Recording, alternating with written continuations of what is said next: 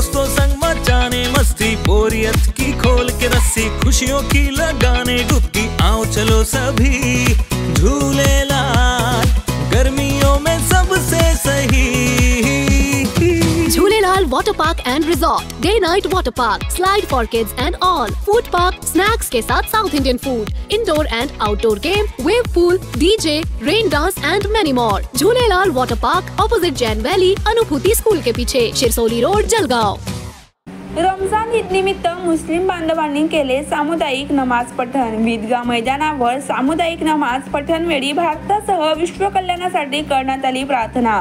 रमजान ईद उत्सवात कायद्याचा मान राखून सण साजरे करण्याचे आवाहन।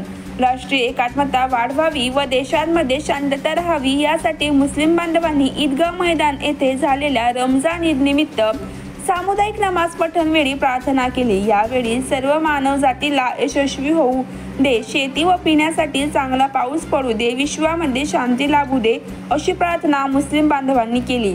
यावेळी ईद निमित्त विविध मान्यवरांनी ईदगाह मैदाना येथे पुष्पगुच्छ देऊन शुभेच्छा दिल्या। Sumit Deshmukh, spot news Maharashtra, Jalgaon. आज ईद उल फित्र आहे आणि ईद उल फित्र म्हणजे रमजानचा आमचा हा 1 महिन्याचा पर्व, ज्या दिवशी आमचे रोजे पूर्ण होतात, दुसऱ्या दिवशी आम्ही ईदगाह मैदानमध्ये येऊन परमेश्वराकडे आपले पापांची क्षमा मागतो आणि जे काही आम्ही उपवास धरले 1 महिन्याचे ते सर्व मुसलमान ईदी मागतात, म्हणजे आपल्या जीवनामध्ये सुखलाम सुफलाम राहो ही प्रार्थना करतात। संपूर्ण जगामध्ये ईद उल फित्र मानला जातो। काल चंद्र झाला आणि आज ईद उल फित्र इथे झाली। या ईदगाह मैदानावर आज जवळपास 25,000 लोकपेक्षा जास्त लोक यांनी ईद अदा केली।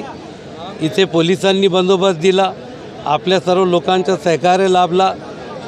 ट्रस्टनी आपली रुदात पेश केली, हिशोब पेश केले, लोकांना अपील केली की आपण एकोपा ठेवावा।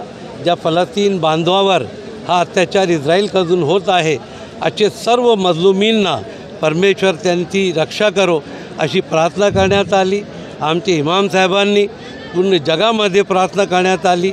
आमचे DSP साहेब, त्यांच्या पूर्ण स्टाफ, माननीय आमचे धर्मगुरूंना त्यांनी भेट घेऊन आणि प्रार्थनेसाठी विनंती केली आणि मौलानाने अमन शांतीसाठी प्रार्थना केली।